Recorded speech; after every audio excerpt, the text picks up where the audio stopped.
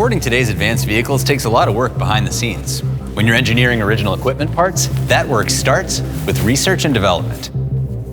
This high-pressure fuel pump from GM Genuine Parts gives us a peek behind the scenes. High-pressure fuel pumps support the direct injection engines that went mainstream in the early 2000s. But development didn't stop there. When alternative fuels also went mainstream, the valves on this pump were updated. Alcohol fuel, like ethanol, is generally more corrosive than gasoline, and a fuel pump needs to take that heat. Which means that when you swap one in, you're not just replacing OE with OE. Because instead of being built to OE spec, it's been updated to, well, better OE spec to meet today's needs. But no worries if old school EFI is your thing. Our OE fuel pump assemblies are made with acetyl, an engineered thermoplastic that can hold its own against high alcohol fuels.